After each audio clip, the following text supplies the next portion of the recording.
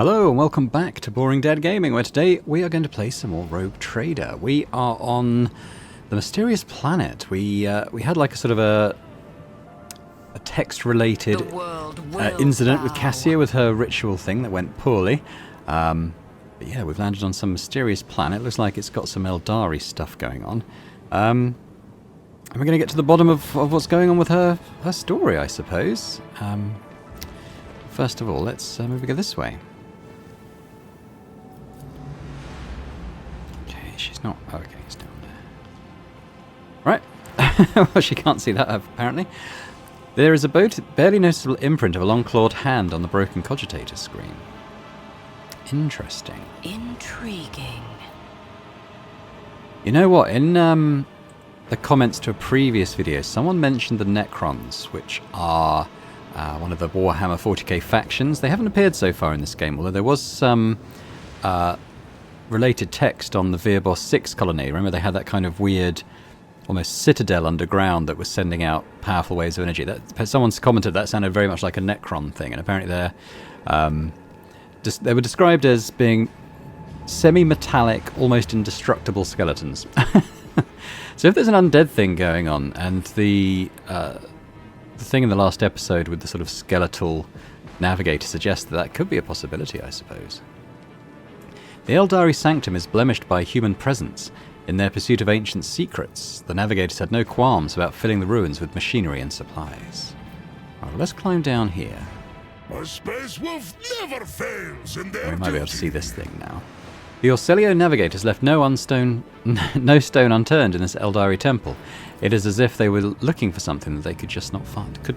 Just not find. My success is an irrefutable Some goods in here. Oh, hello. So it's a Drakari equipment for ballistic skill. I mean, that suggests you could take Marazai down a sniper route potentially, but we've gone the other way, so I don't know how useful that is, but still, we'll take it. Centuries of service and practice. I like Ulfar. I'm glad he's been kind of beefed up and fixed, because I did want to adventure around with him a little bit, and I think it's going quite well so far. In my opinion. We got here in the heart of the Navigator's camp. This is where Tisiphone Orcelio performed her experiments hundreds of years ago. Right, we've got some goods here. Looks like a journal of some kind. Decayed pages. House Orcelio need not know what is taking place here. The Navigators are frightened enough by its power as it is. The last experiment left 3 from the Satala clan without a shred of reason. Empty shells will bring no glory to House Orcelio or its lesser branch. We shall carry on. At last, we have managed to implant the artifact in navigators who can wield its power. This is the Atlas thing they're talking about, I think? Perhaps all the navigators who perished in the agonizing torrent of energy were merely a symptom of our decline. I am tired of counting the dead. The weak have no place among those who have harnessed the Atlas. Their abilities have grown manifold and become significantly easier to control and more effective at resisting the ruinous influence of the warp. It is all or nothing. Today is the day when my work is completed and the Starway Atlas takes its final form. The Satanas have already undergone the operation. All that's left is me. The Atlas that controls them all. So this is Tisiphone talking, I guess. Today I become the greatest Novator in the history of House Orcelio, or I turn to nothing. The power is beyond compare. All it took was a whim to make the wretched Satanas fall dead at my feet. It is as if I have a second heart beating in my chest, subjugating any with the ability to touch it. How regrettable it is that this power only extends to those Orcelio navigators who have accepted a piece of the Atlas within themselves. From now on, all children will be gifted with one at their initiation, and there will be no one who can match our greatness. Remember, there's a faction of the family that is like rebels against... we can actually get up there. Against this thing, this Atlas, saying it's monstrous. Duty So prevails. it sounds like they could have a point. Alright, we got some goods here. Plasma ring. Fires a plasma shot once per combat. 30 to 40. That's not bad. It's better than the other one. The wearer and their allies are immune to damage from the wearer's grenades. The first time the wearer uses a grenade, they have a 50% chance not to expend it. I don't really have a grenadier build. And I pretty much sold all my grenades trying to get enough rep. But yeah, sure. We might at some point spec someone in to be a little bit more of a grenadier. Let's seize the opportunity. To be honest, it hasn't really felt necessary, particularly with everything feeling a little beefier since the mega patch. My armor could do with cleaning. I said that before, to the point where Servant, I've actually see doubled the that it HP is on enemies done. just to try and make the fights last a bit I will longer. reward you with a glorious saga for your diligence. The ruined statues once depicted pages from the Firstly, long history of the I am not your Eldari. servant. And secondly, of course, my lord getting Abelard to clean I will his see to armor. it. Just please, no sagas. Alright, what we got here? Yeah, basic chainsword.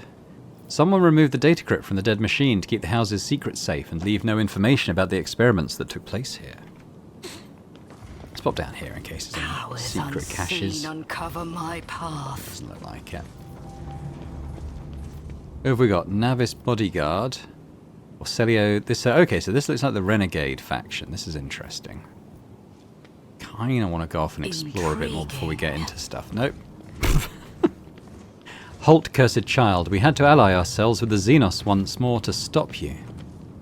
No matter, is it a small price to pay for the liberation of House Celio from the chains of tyranny? Oh god. Begone, renegades. We followed the Atlas's call in your wake, child. Stand with us. House Celio will not trade to Siphone's legacy for the false ideals of blind fools. Okay. That's the Atlas, I suppose. What? What's happening? Ah!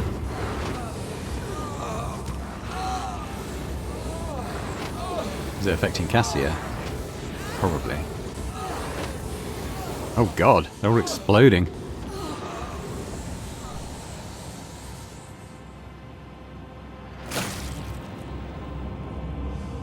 Celio Renegade's representative. Damned Xenos, this was not the bargain we struck. Throne smite you. The Navigator, whose skin is so thin that it reveals the muscles, bones, and innards underneath, clenches his augmented gold jaw in contempt. Great Regent's Envoy. What is this? The rogue trader and the traitors to the house have lured the child into a trap set by Xenos? I wish my eyes were deceiving me, but now I can see clearly that Great Regent Aronto, who it's just reminding us we spared his life when passing judgment, was right to send us after your vessel. The sturdily built woman is armed with a pistol, and yet there are signs of exhaustion in her posture. Her face is hidden behind a gem-encrusted three-eyed mask, and her elaborate Navis nobility vestments are stained with dried blood and other evidence of recent combat.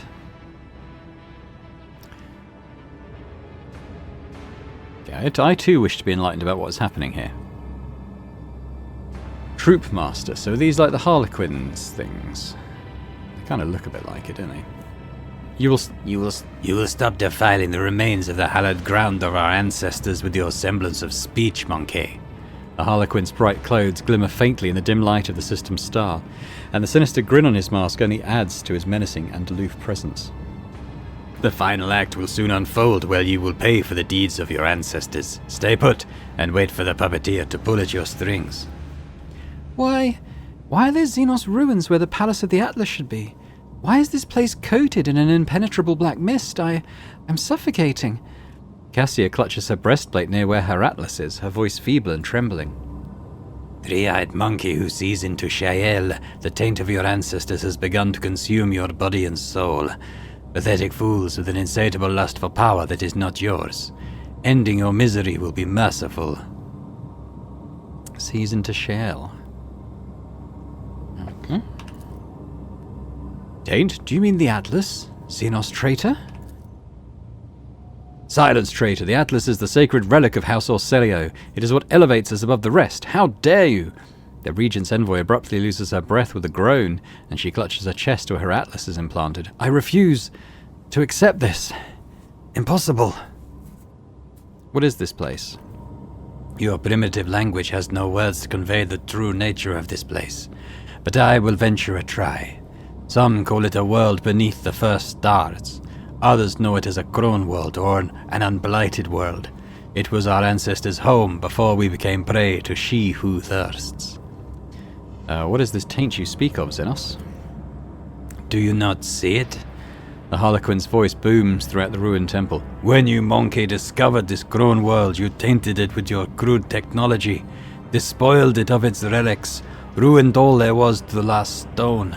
But worst of all, you sullied the souls of our ancestors, reposed in their sacred vessel, the spirit monolith. He points his thin finger at the remarkable crystal floating behind his back, and the Harlequins around you tighten the grip on their weapons. Like a sea of bottomless blue.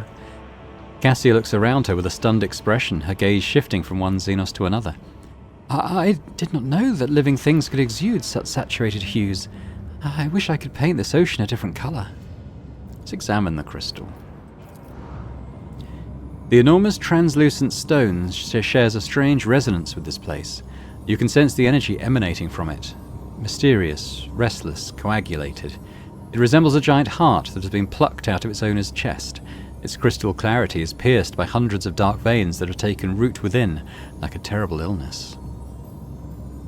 How did the navigators taint the spirit monolith? The experiments.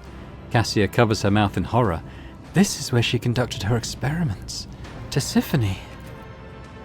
No, it is not possible. To consort with Xenos is to violate the word of the God Emperor. It is known to all that Tisiphone or Celio executed anyone who showed any interest in the enemies of humanity. Is that so? Then why is it that every piece of metal or fabric in this place bears our house's coat of arms? Open your eyes. Quiet. The Harlequin's tone is mild, but it is not a request. I am unsurprised that the truth is hidden from your gazes, three-eyed monkey who sees into Shael. I realized it the moment I met the first of you. Wretched, begging us to help you destroy your own kin. I sensed it within you, our ancestors' call, their pleas, their endless torment. I knew that what you found was a crone world, and I humbly waited for the day you would lead me to it. What experiments were conducted here? I cannot say where this memory sprang from. Perhaps I saw visions of Tisiphone in my dreams, and yet I've seen all this so clearly. There was such power locked within this stone, such opportunities. It would make our navigators' abilities several times stronger. No, it would magnify them by a factor of dozens, but the price was too high. After mere hours of use, the stone would always burn the minds of its hosts. That is why Tisiphone broke the monolith into many shards, which were far easier for a human will to control. No, your ancestors went further than that. The Harlequin trembles with fury. They placed the shards of the spirit monolith inside their bodies to empower their abilities. I never wished to learn such harsh truths about my own house. Cassia buries her face in her hands, and you feel waves of despair spreading from her lithe frame, which suddenly appears as fragile as glass. Neither Theodora nor Tisiphone was infallible, but that doesn't mean we are powerless to rectify the errors of our ancestors. You say that only because you wish to soothe me. She smiles faintly. The renegade navigator stares at Cassia in shock. You were more than just a tyrant's heir. You were a successor to a mad heretic, a betrayer of the faith. You must be destroyed, you and the Atlas, once and for all. You think the solution is so easy, don't you, monkey? When you die, your souls become captives inside the spirit monolith. This process is deranging to our ancestors who have served as the monolith's guardians for eons. It is equally agonizing to the souls of your dead, and the more monkey souls the monolith absorbs, the more volatile it becomes. The Eldari and the monkey have spent many a dance battling for supremacy within the monolith, and its integrity is waning. You sense it too. The only way to free our ancestors from the pain is to separate the monkey taint from the spirit monolith. My troop is here to perform just that. We will all play our parts today, and when the final act of this age-long tragedy begins, the monkey players will exit this world's stage. Sinister shadows dance on the Harlequin's mask as he draws an unknown device from his sleeve.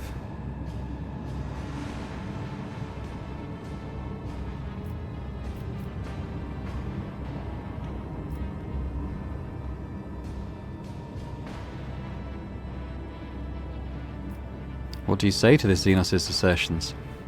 Cassia gives you a grateful nod and turns to the Harlequin troop. I cannot change the past, it is true. Nor can I change the fact that my house is forever tainted with disgrace, born of Tisiphone Orselio's hubris. Yet all of us here today have the power to change the future and halt the unending suffering that is drowning both your kin and mine. You suggest that the monkey and the Eldari change the future together? The Harlequin leans forward curiously. I must admit, my leading lady, I am confounded by your audacity. Go on. My atlas. Cassia places a hand on her gilded breastplate. If you can free the phantoms of my house from the spirit monolith, guide them to enter my atlas. Their experience and wisdom will help steer House Orselio onto the path of truth, and allow future generations to avoid the calamitous pitfalls of their forebears. Okay, Morak, my leading lady, the shards of the monolith are lodged inside the chest of every monkey bound to you by ties of blood. How exactly do you intend to return them? I shall use the atlas to sever my subject's connection to the spirit monolith, and then I shall extract its shards from every navigator of House Orselio. This artifact is implanted at birth, but that does not mean the ritual cannot be reversed. I witnessed its creation through Tisiphone's eyes in my visions. I lived it over and over again through the memories of the Satala clan. I can recreate the ritual that will return the souls of your kin to you and save my people's lives.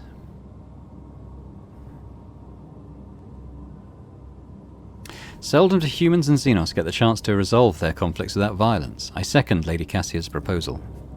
The Harlequin remains as still as a garish statue for several minutes. Then the mellifluous voice behind the mask says, I am willing to try, monkey. The envoy, no! The Regent's envoy draws her pistol. I won't let you destroy the Atlas, even if it is the child's wish. Lady Orselio, you are too young, inexperienced. You simply cannot comprehend. You address the future Novator of House Orselio, one who survived the massacre of Urak V, who has lived following an attempt on her life at the Palace of Dargonus, who has restored her house's stability in what scant time she has been free, while you, all of you, have spent years destroying it from within. You address one who has passed through the tempest of the Sea of Souls to the true Atlas as a rogue trader's ally. Yet still you call me unworthy, don't you? Young, inexperienced? Kneel before me and I shall forgive you your insolence. Ooh. Fellowship test succeeded. House Orselio was always loyal to Novator Tisiphone. Henceforth it will be loyal to her successor, even if you see fit to lead us down a different path, my lady. The navigator's voice trembles with reverence. Are you done with your performance, monkey? Then stand aside and do not interrupt.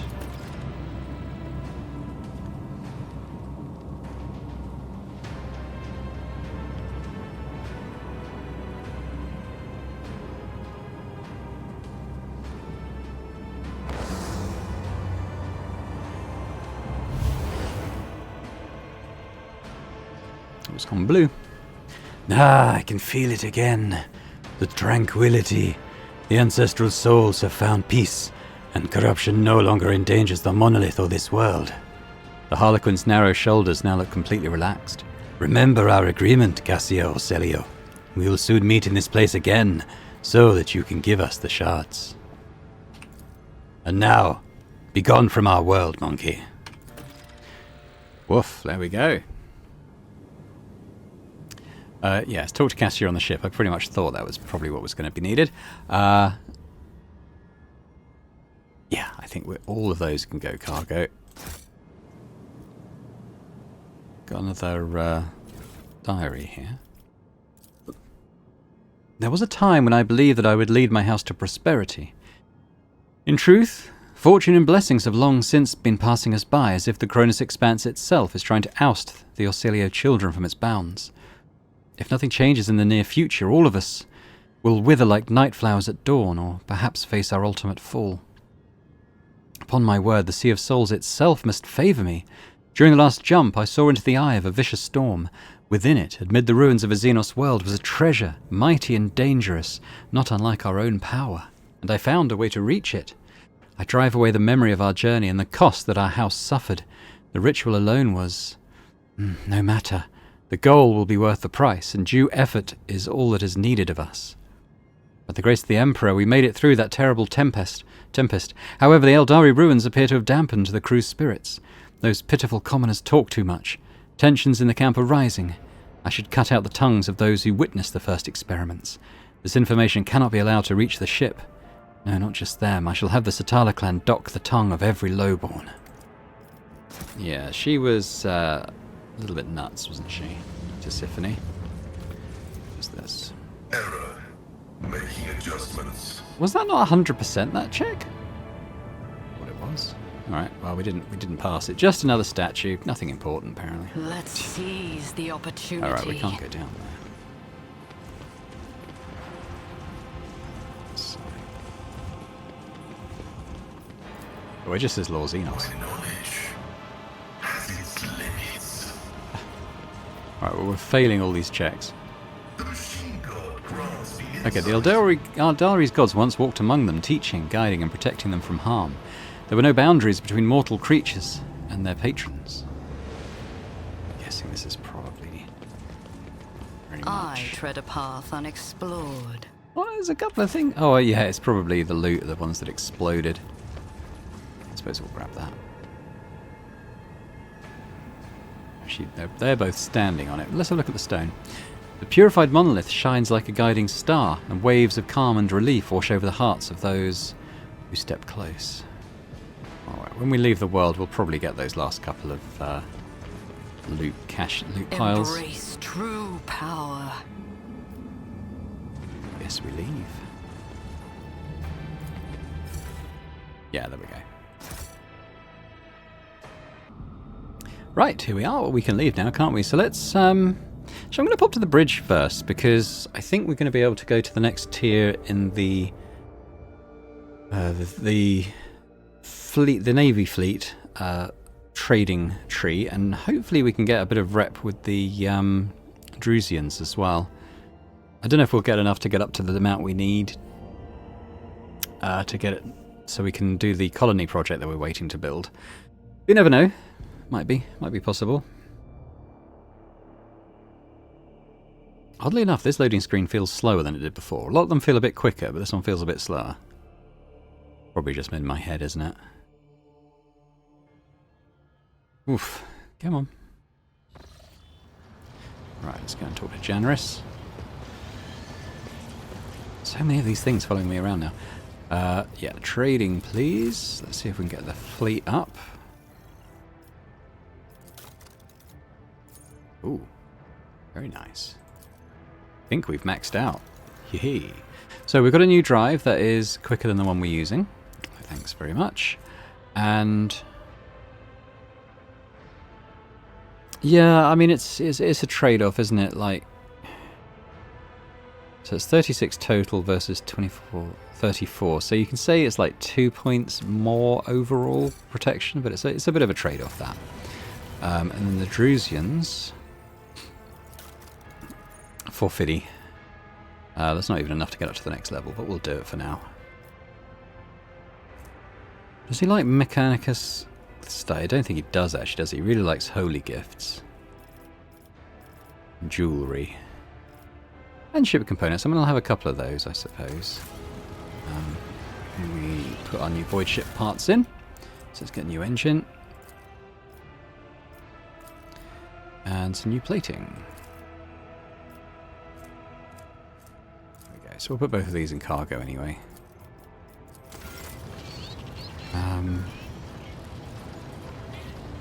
Yeah. We could,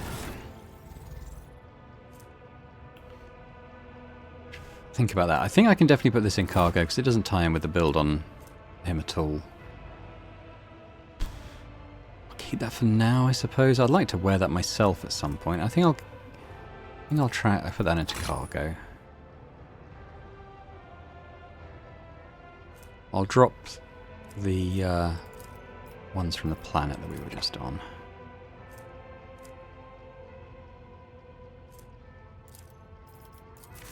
Okay. Oh, the Helona one. Yeah, we'll drop those too. We've kind of done that quest now. Rather unpleasant it was too. Let's go back to the Coronis Expanse.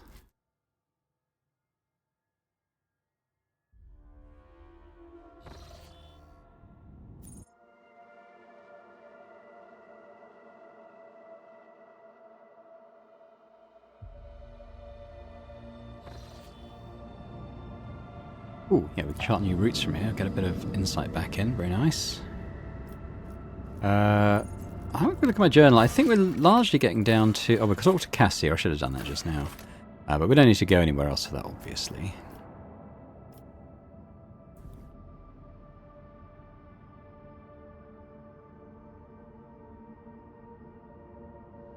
When we do so, we can talk to Nomos again. But I think it's time to go back to Footfall. Which is... Yeah. Quick... Not going to be particularly quick. I wish we could get rid of these areas now, because we finished... That's the relating to the pirate captain that we killed before.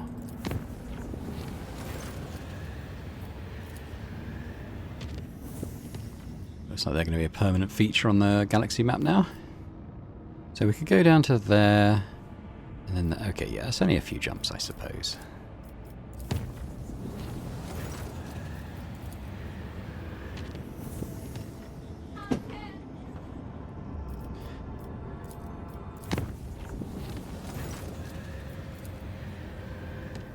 And now Footfall, which we've not been to for quite a while.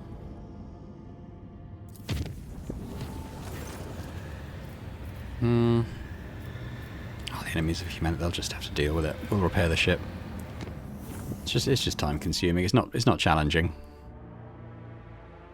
I guess, you know, I mean, if you're doing it to sort of farm as much XP and stuff as possible, you probably want to do it every time. In fact, you'd probably just want to do red routes or orange routes to try and get as much XP as possible. But I think it would be, you know, in a YouTube playthrough like this, I think that would probably be a little bit tedious. Oh, I should have, hang on. Let's repair my ship. Never knows. I might get surprised by something at some point. I'll have forgotten to do it.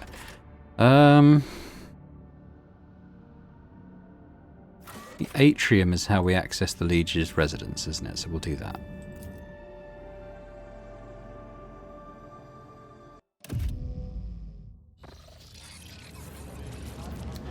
Now I'm not sure if there's any...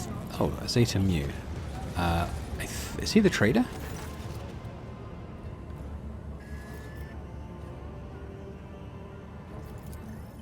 Yeah, I didn't really want the trader. I wanted to maybe... Well, I suppose giving the planetary data only really gives us profit factor, doesn't it? And we've got way more than we need, so I guess it's not really that much of a priority. Hieronymus is down there.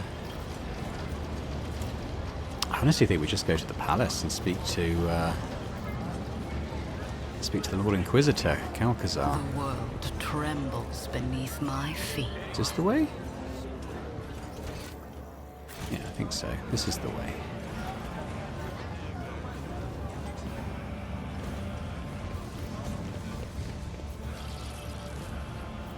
Yeah, look, I've been invited, mate. Out of my way. Alright, let's go and speak to Calcazar then. So we've done I think I've done about as much as the optional and side content as I could before reaching this point. Last time I came here, but I'll save. Well, at least one of the quests that I had open in my journal failed, so that's kind of why I've done as much as I can before coming back here. Let's speak to him.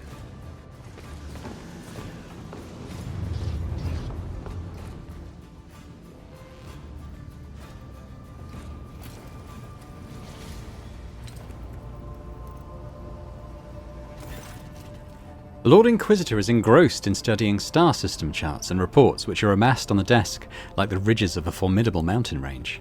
There are shadows beneath his eyes which are ruthlessly dissecting the latest report, and his skin seems stretched taut over the bones of his skull. Without turning his head to you, Calcazar says wearily, "Greetings, your ladyship. Your timing is impeccable."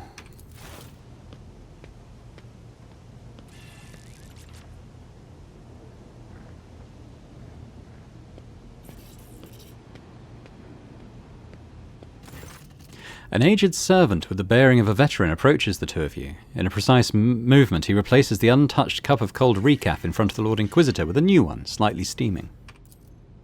The warrior of Fenris folds his arms on his ceramite-plated chest regally and says in a dour voice, "Greetings, Inquisitor. You and I need to talk." Calcazar bows respectfully. "Glory to the Emperor's angels of Fenris. Your words will be heeded, my lord." May the Emperor grant you strength and some time to rest, Lord Inquisitor. The corners of Calcazar's mouth creep upward. In a befittingly grave tone, he replies, I would be loath to trouble our master with a prayer for such an indulgence, especially one so utterly inappropriate at this fraught time. Calcazar notices Argenta and inclines his head with a dignified air. Sister? The Battle Sister's eyes gleam as the Lord Inquisitor addresses her. May your path be blessed. It is gratifying to see that the trials endured by the Expanse have failed to extinguish the flame of your fortitude. Lady Navigator Cassia Tissifia Evriella? The Lord Inquisitor's lips curve into a thin smile as he catches a glimpse of scarlet eyes. I hear that House Orselio was going through a difficult time. Change is coming, and I sincerely hope it is for the better. Your colours, Lord Inquisitor, are as rich as they are multifaceted. I've never encountered anything like it before. Unclouded hues flowing from one to the next. Amazing harmony, amazing and frightening. Cassia raises her chin and nods demurely. That a man of such status and talents has taken an interest in the well-being of a Navas nobility house is a great honour.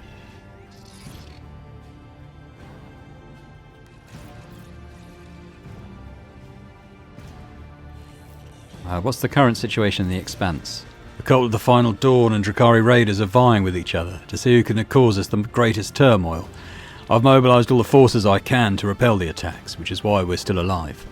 Combined militia brigades are hunting for Xenos and guarding convoys, and expeditionary platoons under my command are crushing heretic rebellions. The situation is unstable, but I will not pretend that I was prepared for this crisis. However, we have not lost our footing yet.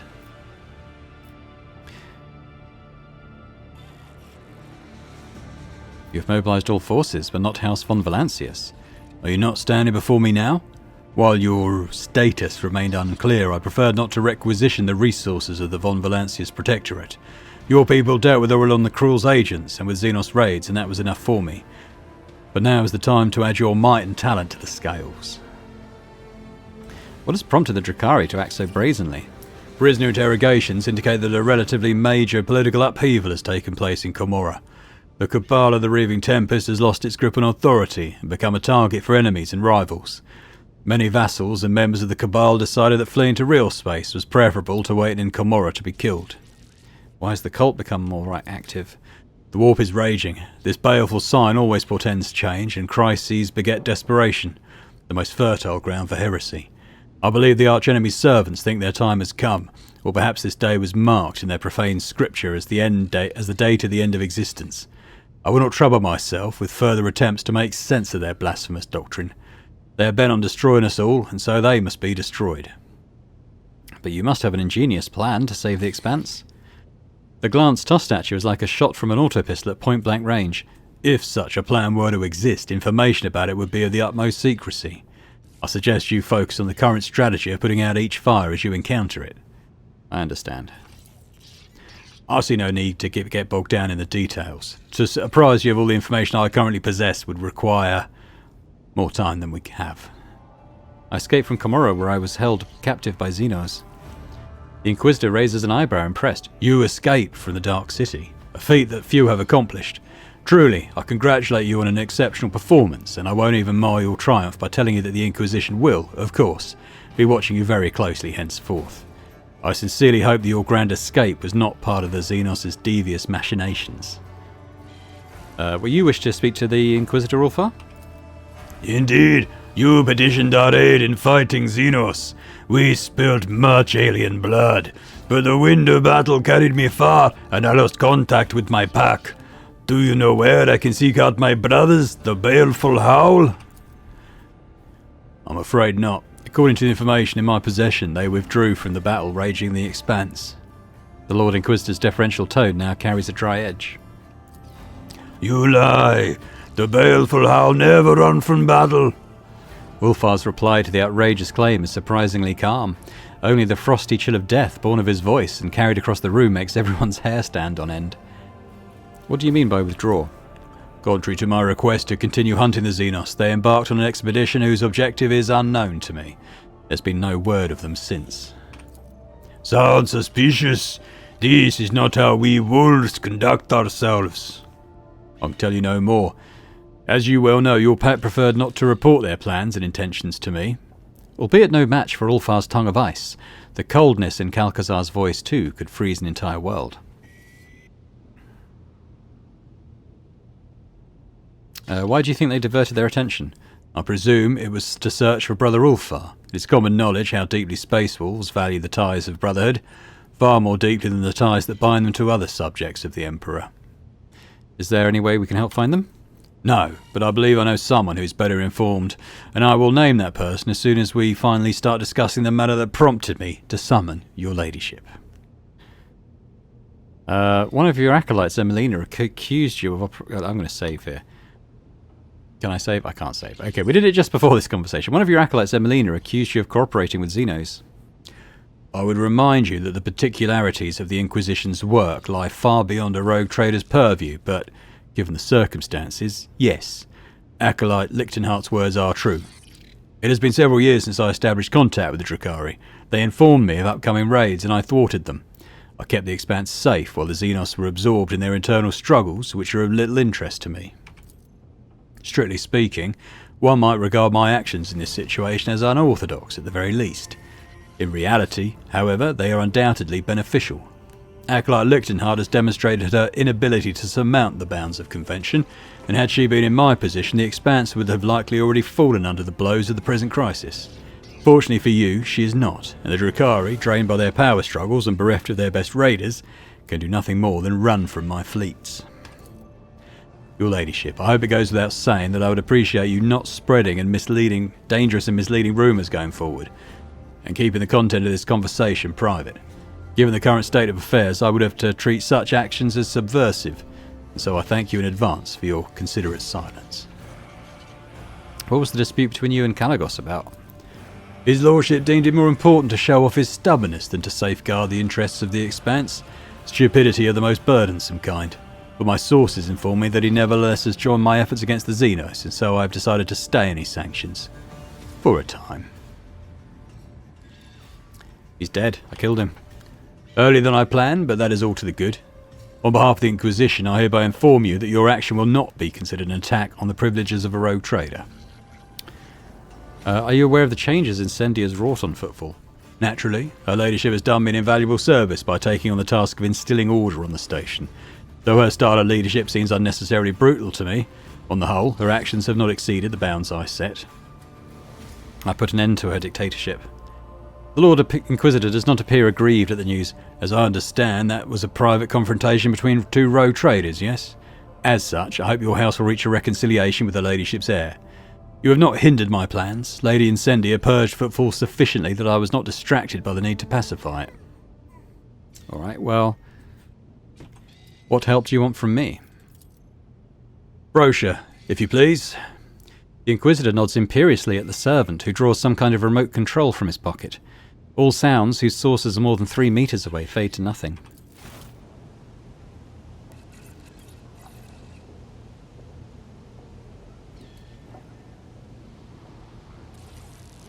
When you want, Frosha. To my chagrin, the ability to be in 2 places at once does not number among my talents. That is why I wish for you to serve in my stead. I place such trust in very few people, you understand. You will feel what it is to walk in my shoes and attempt to compel a gaggle of quarrelsome blockheads to work together. You will reconquer Euphrates II for me. The Inquisitor gestures to the servant and the silencing field disperses. Frosha, another recap. This one's gone cold.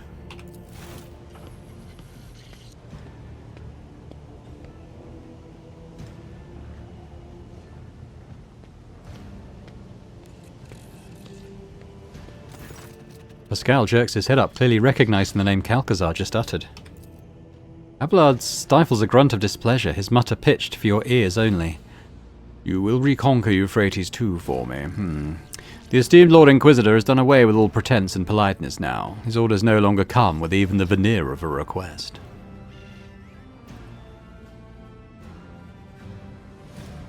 Can you tell me more about Euphrates II? Sacred world of the Adeptus Mechanicus, off limits to lay people.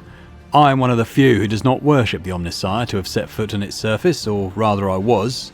Now it is crawling with unbelievers. The despicable word-bearers attacked and captured Euphrates II, and the cult of the Final Dawn brought an entire horde of heretics to the planet. Registering a Sanctity Alpha priority mission. The scourge of corrupted misbelievers reigning over blessed workshops fills the Omnissiah's faithful with anguish. Activating auto-asceticism protocol. I offer a prayer for the liberation of the sacred world. From beneath Pascal's crimson robe comes the sound of mechanisms whirring to life, and dark bloodstains streak across the surface. I sent my troops to aid the explorator forces laying siege to the world, but a rift occurred among the commanders. They need an authoritative general, and you are perfect for the role. My confidence is not misplaced, I trust.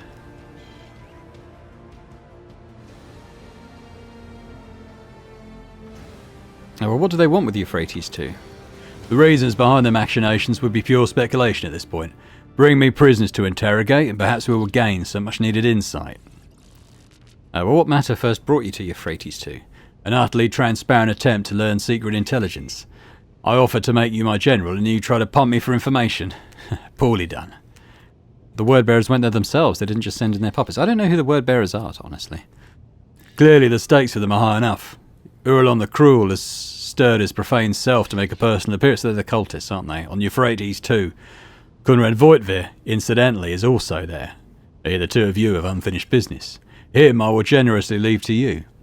When you have finished with him, you may simply dispose of his mortal remains. No need to surrender them to the Inquisition for an inquest. Consider it my gift. What forces do we have in place, and what is the rift that occurred between the commanders? Explorator Fleet Divine Cognizance 7821 recalled its most combat-ready units to retake the world. They were supported by my most powerful strike fleet and a group of deadlier allies. I dispatched a pack of space wolves to hunt down the transgressors. Unfortunately, the leaders have failed to find a common language. The esteemed Thorbold is at odds with the conclave of the Mechanicus' battle congregation, and the Omnissiah's servants find Thorbold's strident nature off-putting. And neither group is fond of militant Sibilek, who commands my forces. We're not fond, to be precise. The esteemed militant perished along with his ship a week ago when his noble allies failed to support his offensive. The Inquisitor bows to Ulfar curtly. I recommend that you, too, go to Euphrates II, my lord. Perhaps your pack was less reticent with the esteemed Thorbold than with me, and told him where they decided to direct their efforts. It is a fine suggestion, which I accept gratefully, Inquisitor. The expression of respect on Ulfar's face does a poor job of hiding his antipathy. How did you manage to enlist the aid of Angels of the Emperor? I must remind you that I am still Lord Inquisitor of the Coronis Expanse, not merely some, what do you always say, Frosha? Some grox bothering prick. If certain rogue traders at times allow themselves to speak to me in an overly willful manner, I should not give you cause to doubt my authority. The situation is clear. You will be given the details when you arrive in orbit around Euphrates II. To what do I owe such an honour? To whom else could I entrust this mission? No need to feign ignorance, von Valancius. We both know the shortcomings of the other candidates for this position. At present in the Expanse, there are two people with a perspective and steady hand required to control this situation, and they are both standing in this room. So, if you will, dispense with the humble rogue trader act and win this war for me. I will smash the heretics. I never doubted you, your ladyship. The Emperor protects.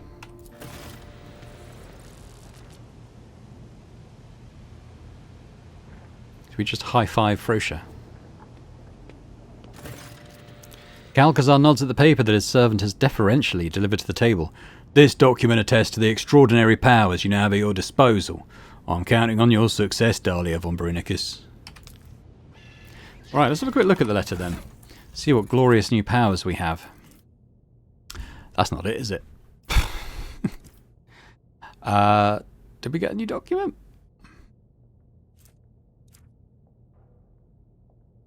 Is it on the table? I don't know. What does the journal say? Go there. Assault the place. I don't think it's overly complicated, quite honestly. Okay, well let's head out then. A path unexplored.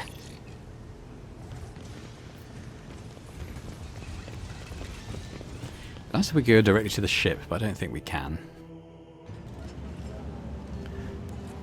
Okay.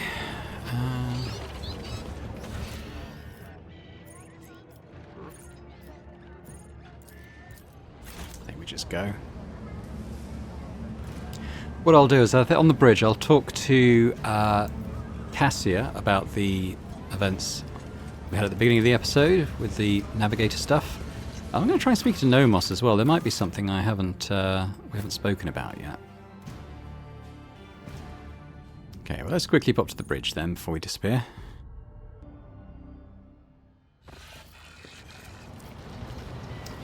So Cassia is up this way, isn't she? I think I can see her, there she is. Far chilling as well. Oh, how nice of you to grace me with your presence. I was just thinking back to our journey to the Palace of the Atlas. That is, to the world of Xenos. Remembering that most reckless act has enveloped my mind in a whole palette of hues.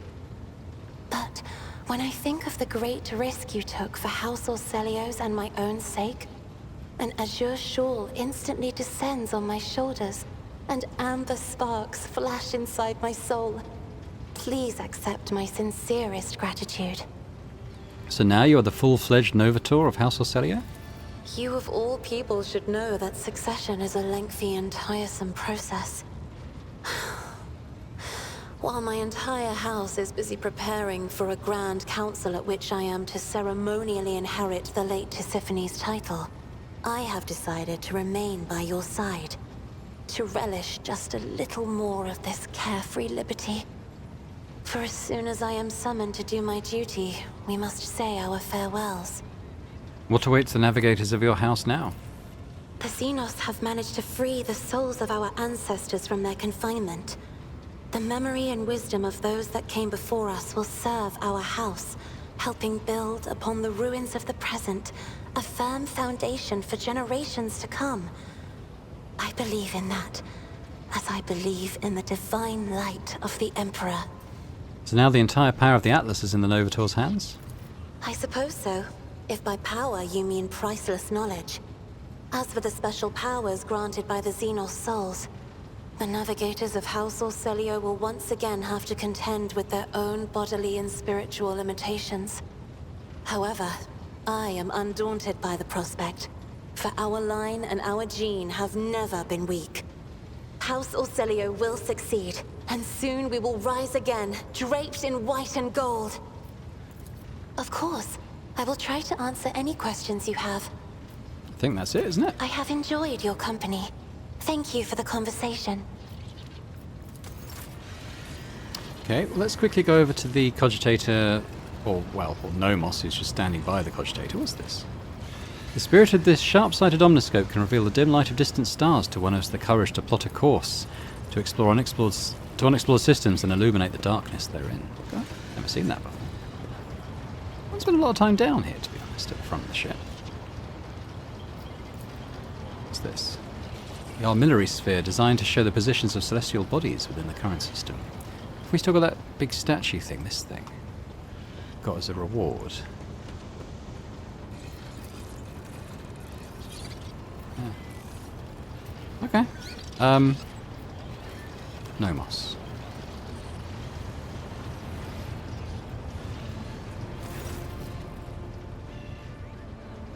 I salute the ruler of this ship. I see you have found your great spirit, Asclepius. I have found a miracle at the end of my worldly road.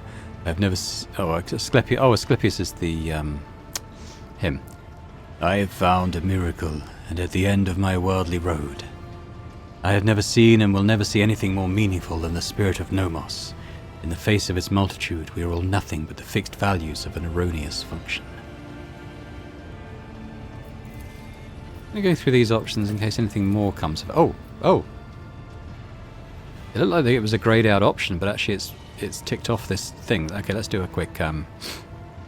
You read the databank recovered from Theodora's cache, and then you said, the incident marked the beginning of Nomos. What did you mean by that?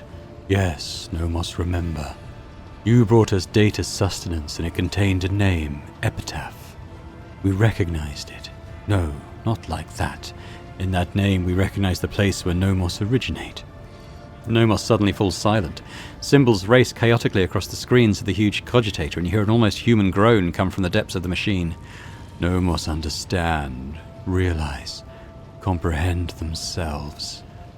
After a moment there is silence, broken only by the moans of the huge machine, and then the cyber gargoyle begins to speak, and with it the other servitors chosen by Nomos. We have analysed the data with which you sated us, and we have recreated the sequence of events. First there was Epitaph. It is a world, but it is merely a case, a container for something we cannot name and cannot understand. Theodora and this ship have been to that place. Something was lifted up from the world, a gift, a trusted priest in crimson who identified himself as Armanat, comprehended the gift raised from Epitaph, and from it he created what the databanks list as a tech blight.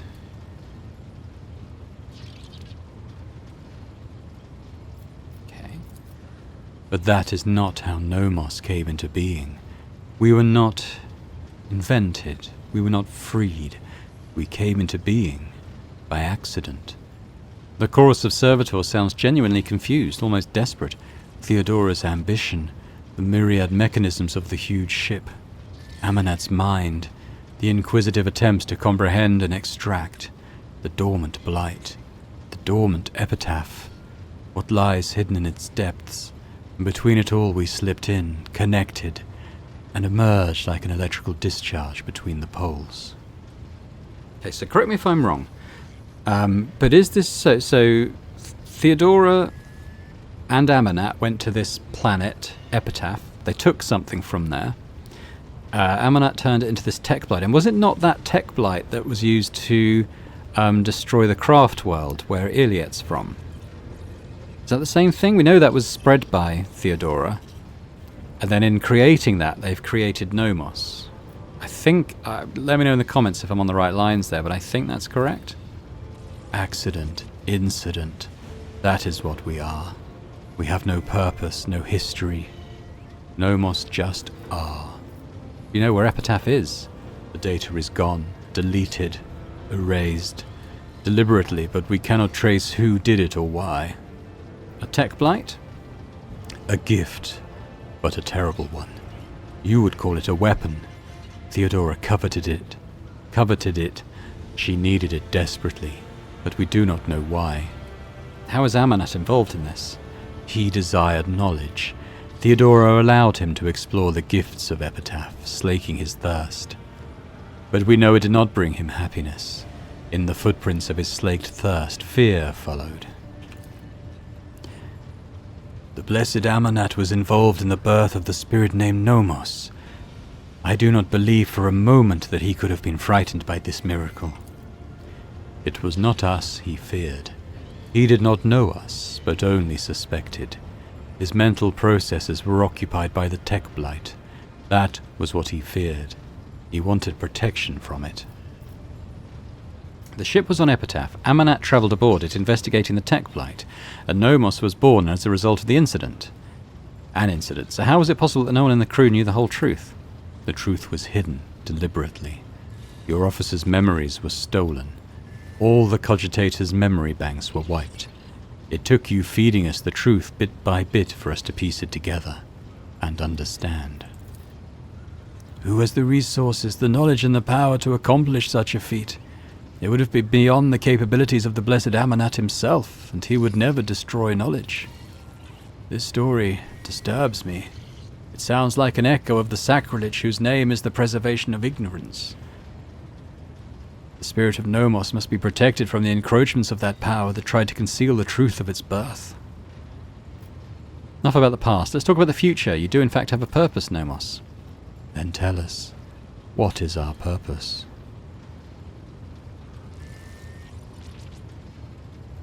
To simply live, comprehending yourself and the world. Life does not need a purpose to justify itself. To simply live. The chorus of servitors dutifully repeats your words, but seemingly without understanding them. Nomos is preoccupied. The huge cogitator continues to sing its creaking song, running unknown calculations. Blessed be the spirit, a great path and a great future lie before it, and we must assist it on its way. Take our leave.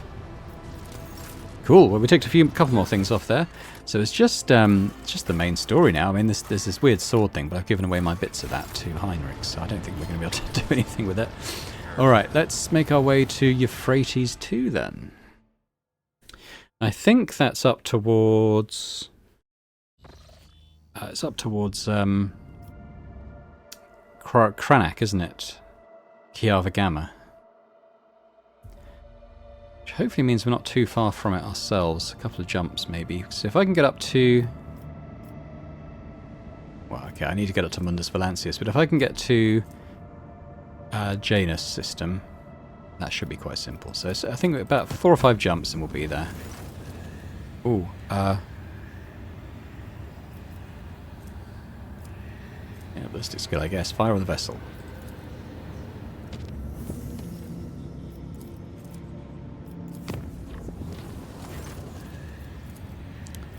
Do with a bit more navigator insight coming in. Right up to Mundus Valancius.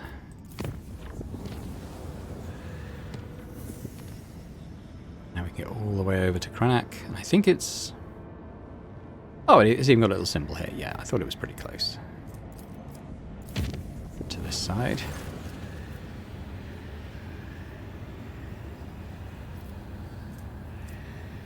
To coercion. Dispose of the newly emergent prophet and ban the cult. There we go. Right, straight to Emperor's Palm. Well, I'm glad I did a little shortcut there. Zip. Older War Council. Okay. Let's visit.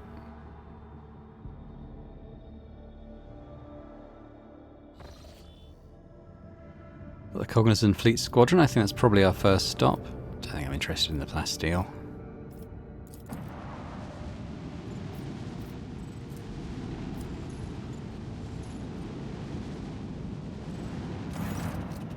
Lord Captain, the united corps of the Explorators and the militia forces is ready to attack the heretics who took over Euphrates II. The commanders recognize the Lord Inquisitor's sanction and agree to cede the right of supreme command to you. They ask that you summon a council of war in order to establish the plan of attack. How should we respond? Summon them to the bridge. Consider it done, your ladyship. I will notify the commanders that you are ready to meet with them.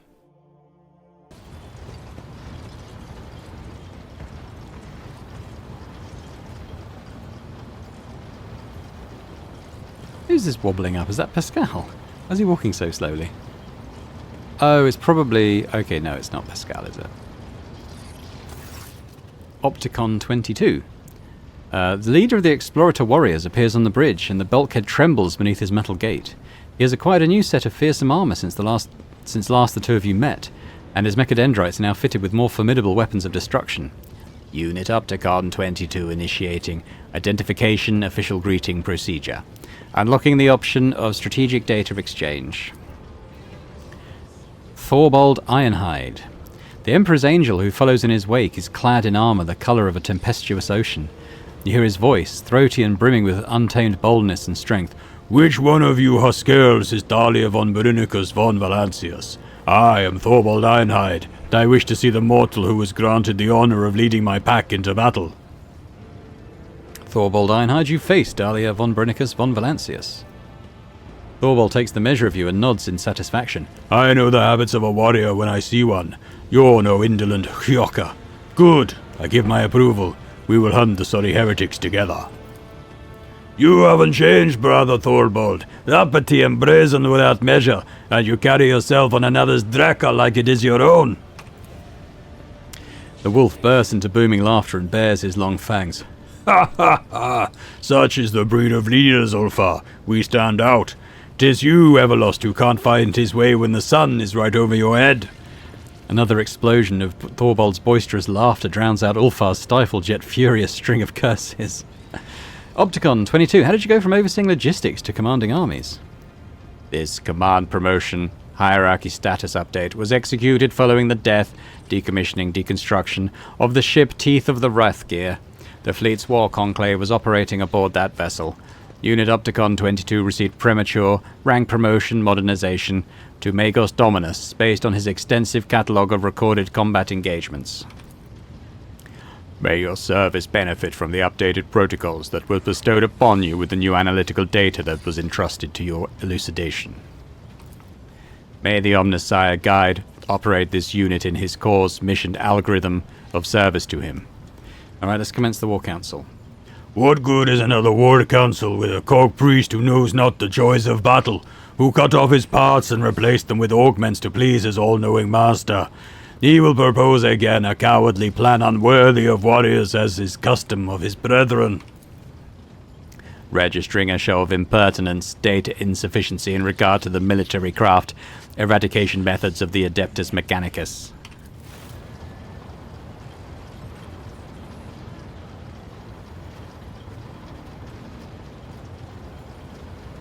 Who's this? A Shara. I don't know who this is. Are you having another fight, gentlemen? How predictable. A woman in power armor walks onto the bridge with an air of superiority around her. You remember seeing her before in the retinue of Xavier Calcazar when he barged into your chambers after your Magna Accessio. Thank you for not starting without me, Acolytes. Oh, thank you for not starting without me.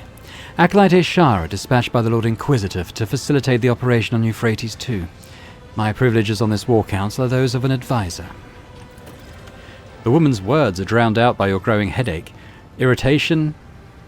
Oh, okay, we failed the Call of the Edge one, but to be honest, I don't mind because we gave away the bits of our sword anyway. And disappointment rack your mind like a three-tailed whip, accompanied by 100 furious whispers. Corruption has rooted itself deep in your soul. You serve the ruinous powers, and the ruinous powers serve you. The time of daybreak is almost upon us, and you have failed to make the correct choice at the crossroads of fate. The truth that is hidden from the unseeing minions of the Corpse Emperor could have illuminated your sight, granted you boundless freedom, but you proved to be weak. You would not fight, you would not listen. A child unworthy of the truth, a lost girl unworthy of freedom. The alien presence melts away from your awareness like a sticky sludge, no longer willing to waste its word on one such as you.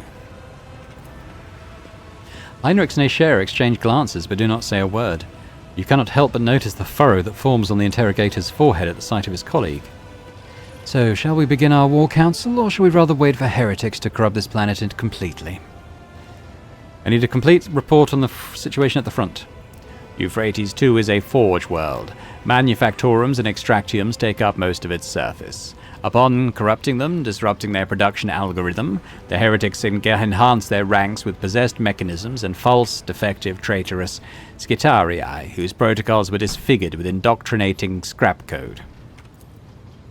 Our forces have secured minor footholds on the surface, but are unable to deliver an effective blow to the headquarters operations center of the profaners in the Machine Cathedral at the heart of Manufactorum Sigma S13. According to the available data, it is the current location of the arch-heretic termination target, the Dark Apostle, Eurolon the Cruel. Okay, so he's the one who was kind of behind this Daybreak thing, wasn't he? This cult. We may outnumber the enemy, but ours is a poor warband.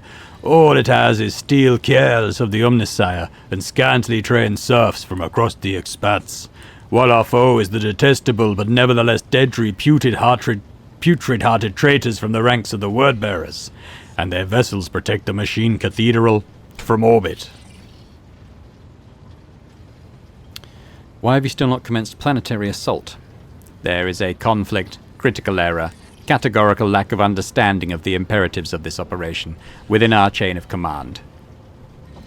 Unit Thorbolt Ironhide is in favor of the strategy of mass destruction, which would constitute an unacceptable violation of the right of operation. Every square meter of the manufactorums is sacred, of high productivity value. Which is why the Cog Priest is so intent on hindering and sabotaging our assault by refusing us forces and landing Drekas. But Theobald Ironhide won't fight on the terms of priests. If my battle plan is rejected, the Omnissiah's servants can retake the planet themselves. Maybe they think their lives mean nothing compared to their precious cathedrals, but the wolf knows what his life is worth. Opticon 22, I must say my curiosity is piqued. The explorators are hiding something on that planet. Something you refuse to show to anyone and now loathe to destroy. What is it? The tech priest's vox creaks stubbornly. Request denied. The Omnissiah's mysteries procedures, conducted on Euphrates II, are to remain undisclosed, according to the protocol, vow, of preservation of the hallowed from the profane. This is why on Fenris we have the priests follow the warriors, not the other way around. The priests never think about the battle ahead, only their tenets and taboos. But a wolf must think only of battle and his enemy's death, not about preserving cathedrals or counting the trophies that await. Octagon 22, what do you propose our plan should be? Our strategic analysis points toward a full-scale offensive as the optimal course of action. The losses among the troops, insignificant personnel, laity will be numerous but will not exceed acceptable parameters. Replenishing such losses will be less arduous than restoring the damage that may otherwise come to the manufactorums. Thorvald, what would you do if you were in command? I would rain down vengeful skies upon the enemy. I would plough the land of Euphrates too with shells, shatter their defences, level the fortified towers, throw thy host into disarray, and in that whirlwind of fury I would lead my glorious pack to pave a path of blood for the cogcairls. Right, I've heard enough opinions on this. Then choose your strategy wisely. It's not every day you get to heed the advice of a seasoned warrior, one chosen by the Old Father himself, to bring death to the foes of humanity. Ishara, why are you here? The Lord Inquisitor entrusted me with the task of forging an alliance between the assembled fleet and the forces of the Cognizance fleet. Once this task is complete, I am to act as an observer and a special operative. And what are your responsibilities as such? I'm afraid the Lord Inquisitor did not give me authority to elaborate on this matter. There is no surprise in my heart. The Inquisition is, as always, too ashamed of its dark deeds to reveal them to honourable fighters. Thorvald makes a show of spitting on the floor. There'll be no spitting aboard my ship. Do I make myself clear, Thorvald? What's this? A show of character? Ooh. Thorvald growls and locks his indignant gaze with yours. Fine, I will respect your wishes, Warlord, but the bitter taste of suspicion burns in my mouth. With pointed contempt, he steps away from Ishara. Well, why did Kel'Thuzar choose you? I happen to have some experience with large-scale bloodshed, Rogue Trader. That, and I never fail to deliver results. What troops can you spare to reinforce our army? The militia forces have already been transferred to Opticon 22. All I have left under my command is a tactical unit explicitly instructed to carry out the Lord Inquisitor's special assignments. I see. It's about time we moved on to discussing how we intend to kill the heretics. I shall now present to you the plan of our assault. First step is obvious. We eliminate the machine cathedral's orbital support. But what planetary assault strategy will you choose following the destruction of the enemy void fleet?